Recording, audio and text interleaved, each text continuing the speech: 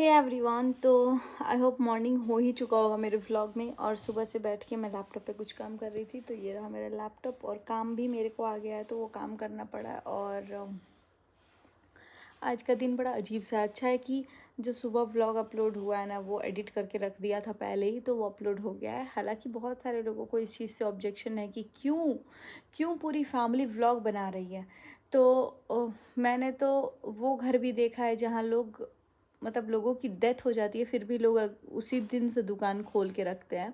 जहाँ लोगों की शादी होती है उस दिन भी लोगों के घर में दुकान खुलता है, लोग अपने काम पे जाते हैं। अब बहुत सारे एक्टर ऐसे होते हैं जिनके घर में अगर ऑन सेट होते हैं, और अगर उनका कुछ अभी है डिलीवर करने के लिए और उनके घर में कुछ मिसहैपनिंग हो गया, तो वो ऑन सेट अपनी चीज़ों को डिलीवर करते हैं और तब जाते हैं। लेकिन यहाँ लोगों को हमारे ही काम से, अब जैसे कि सब लोगों को बता दो कि जैसे बाकी लोग दुकान पे जाके पैसे कमाते हैं, जहाँ भी पैसे कमाते हैं, यूट्यूब पे हम भी वीडियोस बनाते हैं। अगर हम अपना पक्ष ना रखें तो बिल में घुस गए, और अगर रख दो तो वो डाइजेस्ट नहीं होती है। बहुत सारी चीज़ें यूट्यूब पे भी चल रही है जिनके बारे में बोला नहीं है अभी। और बस इतना ही बोलूँगी कि वेट कीजिए थोड़ा सा, सब कुछ टाइम पे आ जाएगा सामने। बाकी एक छोटी सी चीज़ है जिसके बारे में शेयर करना था मुझे, क्योंकि मुझे कमेंट आया था। अभी मैं फ़िलहाल मैं जा रही हूँ तैयार वगैरह होने, क्योंकि थोड़ा सा फ्रेश वगैरह होंगी, फ्रेश नहीं नहाऊंगी एक्चुअली, मुझे कहीं बाहर भी जाना है। तो सबसे पहली चीज़ आप लोगों को बता दूं कि मैंने अभी अंशु का वीडियो देखा। अंशु का वीडियो मैंने भी देखा अभी, लेकिन कमेंट मुझे आने लग गए थे उससे पहले, तो कमेंट मैं हो सकेगा तो यहाँ लगा दूंगी। बाकी कमेंट ये था कि आपने अंशु की बात सुन के चुगली क्यों की मनीषा भाभी को। तो पहली बात, मैं उनमें से हूँ, उन फैमिली मेम्बर में से हूँ, या उस इंसान से हूँ। और आपको बता दूँ, अभी जितना रायता फैल रहा है ना यूट्यूब पे, अगर मैं उसमें से लॉजिकली बात करूँ ना, तो मैं उसमें से हूँ। अगर मैं जिन चीज़ों के बारे में भी बोली हूँ, अगर वो चीज़ें मेरे तक आई हैं और मेरे फैमिली मेम्बर से कंफर्मेशन मिली है कि हाँ ये चीज़ें ऐसी कुछ हुई हैं, तभी उस चीज़ पे जाके मैं बात की हूँ। मैं उनमें से नहीं हूँ कान की कच्ची की किसी ने मुझे आके कुछ बोल दिया और मैं जा कर के बड़बड़ के मैं बोल दूँ। तो मैं ये किसी को बोल नहीं रही हूँ, मैं अपनी पर्सनालिटी बता रही हूँ कि मेरे साथ क्या है। अगर मेरी मम्मी भी मुझे किसी के बारे में कुछ बोलेंगी तो मैं वो चीज़ पे बिलीव नहीं करती हूँ, अनटिल अनलेस आई ऑब्जर्व, आई सी। मेरे आँख और कानों सुनी बात जब तक नहीं हो, मैं थोड़ा ट्रस्ट करने में मुश्किल होता है, किसी की भी बात हो, किसी की भी। रही बात मेरी मम्मी से मेरे रिलेटेड बात होती है, क्योंकि शादी के बाद मेरी बेस्ट फ्रेंड है, बच्चे के बाद तो स्पेशली वो मेरी बेस्ट फ्रेंड है, मैं उनका सुनती हूँ। और मेरे घर में जैसे जैसे फैमिली बढ़ी, मेरी मम्मी की मैं बहुत ही अच्छी फ्रेंड हूँ, बेस्ट फ्रेंड हूँ। वो मुझसे अपनी सारी चीज़ें शेयर करती है, चाहे वो उनकी पर्सनल चीज़ें ही क्यों ना हो, उनकी बीमारी हो, उनका पैसा हो, उनका कोई भी चीज़ हो, तो वो मेरे से बोलती हैं कि ये प्रॉब्लम है, वो प्रॉब्लम है। और सेम वाइज लाइक वाइज मुझे ऐसा लगता है हर माँ की बेटी बेस्ट फ्रेंड होती है और बेटी की माँ ही बेस्ट फ्रेंड हो जाती है एट टाइम्स, कुछ टाइम ड्यूरेशन के बाद। तो मेरी और मेरी मम्मी की बॉन्डिंग वैसी है।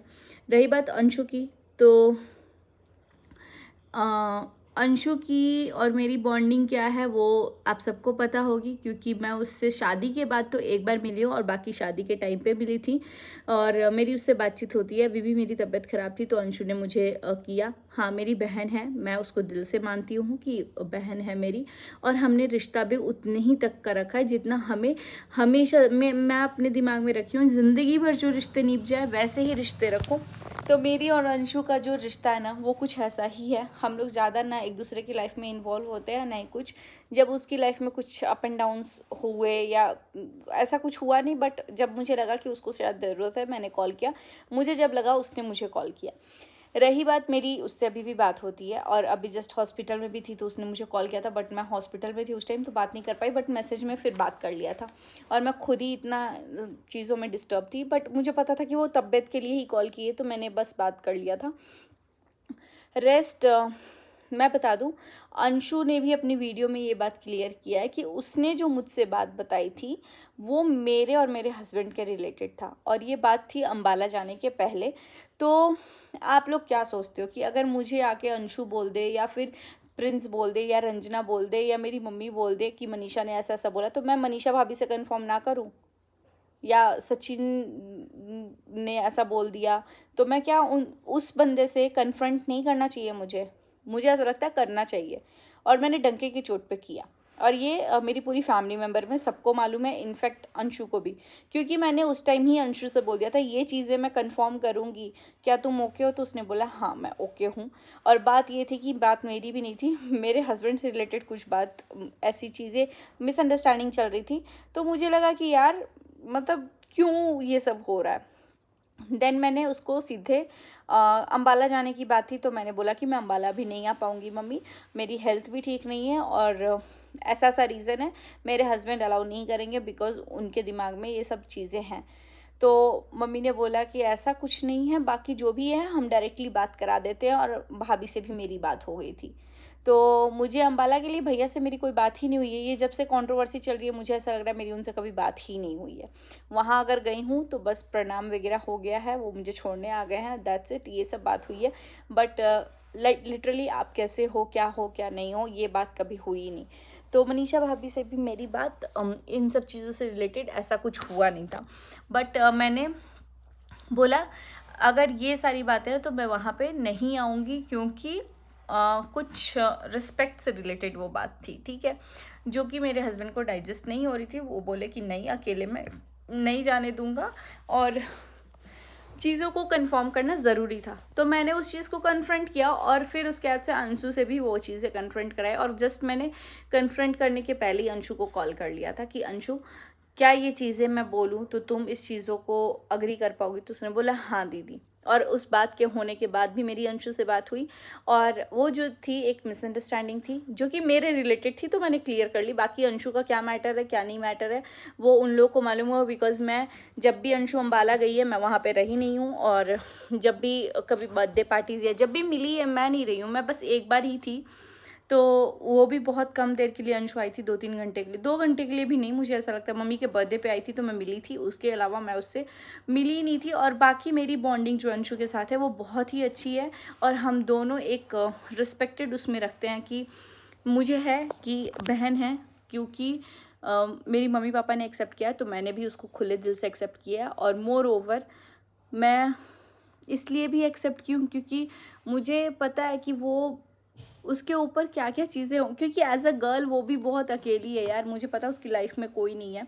और मेरे लिए बहुत बड़ी बात है कि उसको एक फैमिली मिली, मुझे भी बहुत खुशी होती है। मुझे इस तरीके का कुछ भी नहीं लगता, क्योंकि मेरी खुद की एक अपनी अब फैमिली एक बस चुकी है।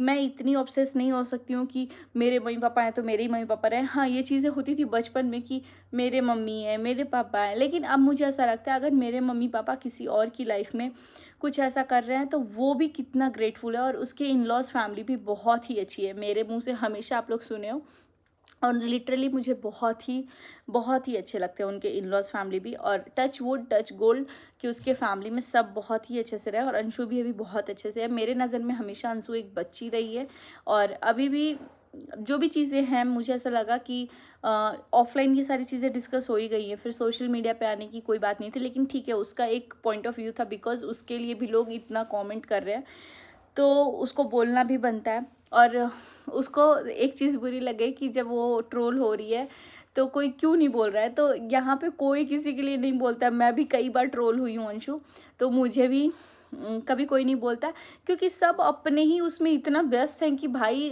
दूसरे का बोलने ही नहीं जाएंगे। अब दूसरे को बोलने जाएंगे तो पता नहीं मुझे क्या ही मैटर है। बट मुझे भी कभी कभी ऐसा फील हुआ है कि यार इतना ट्रोलिंग हो रहा है, कभी कोई कुछ बोल नहीं रहा है, तो ये चीज़ें, एक सेकंड किसी का मेल आ गया, तो ये चीज़ें मुझे नहीं अच्छी लगी कि जो भी चीज़ें हैं पर्सनली हैं तो पर्सनली सॉल्व आउट हो जाए। और ये चीज़ें डिस्कस हुई है, और इसमें भी जो चीज़ें हैं बहुत सारी चीज़ें तो मिसअंडरस्टैंडिंग है, तो इसीलिए इससे अच्छा कि मेरा और मेरे फैमिली मेम्बर में किसी का भी, चाहे वो अंशु का भी मेरे साथ बॉन्ड ख़राब हो, अगर अंशु के लिए भी मुझे किसी ने बोला है ना तो मैं डायरेक्ट अंशु से बात करूँगी, और वो इंसान से भी बोल दूँगी आप मुझे तभी बात करो जब आप इस चीज़ को क्लियर रख पाओगे। अंशु से मैंने ये बात बोली थी, अंशु ने बोला हाँ दीदी मैं क्लियर रखूँगी, और उसने रखा भी, और मेरे लिए वो आज भी सही है। मनीषा भाभी भी अपने जगह पे ठीक है, क्योंकि उन्होंने भी उस चीज़ को कन्फ्रंट किया और जो भी चीज़ें थी वो बहुत छोटी सी चीज़ थी और मुझे ऐसा लगा कि वो क्लियर कर भी लेना चाहिए, और अगर नहीं क्लियर करती ना वो मेरे लिए ज़िंदगी भर के लिए बहुत बड़ी चीज़ थी। तो इसीलिए मैंने वो चीज़ें क्लियर की और बात ख़त्म हो गई। मेरे एंड से तो मेरे लिए सारे रिश्ते एक जैसे ही हैं। अंशु जैसे मेरे लिए पहले थी अभी भी है। व्लॉग के माध्यम से बस मैं इतना ही बोलूँगी, जो लोगों को लग रहा है कि अंशु की बात सुन के मैं मनीषा भाभी को जाके चुगली कर दी, तो नहीं, ऐसा कुछ नहीं है। अंशु की बात सुनी, अंशु से कंफर्म की कि अंशु मैं ये बात मनीषा भाभी के सामने पूछूंगी तो क्या तुम बोलोगी, तो उसने बोला हाँ। मनीषा भाभी से पूछी, मनीषा भाभी ने अपने एंड से उसको क्लियर किया और फिर अंशु ने भी मुझसे ये बात क्लियर की और मनीषा भाभी ने भी मुझसे ये बात क्लियर की, और मेरा हर किसी से क्लियर है भाई। क्योंकि मुझे ऐसा लगता है जब जो बात आए ना सामने मुंह पे पूछ के ख़त्म करो, बैगेज लेके ढूंढने से कोई फ़ायदा नहीं है। और ये ऐसी बात नहीं थी कि किसी का घर बर्बाद हो जाए या कुछ। अगर वैसी बात होती और अगर सिर्फ मेरे तक होती तो शायद मैं पूछने भी नहीं जाती, क्योंकि मैं वो एट टाइम्स जब मैं फ़ेस टू फेस होती मैं खुद ही क्लियर कर लेती कि ऐसा कुछ था क्या, नहीं था तो नहीं था, था तो था।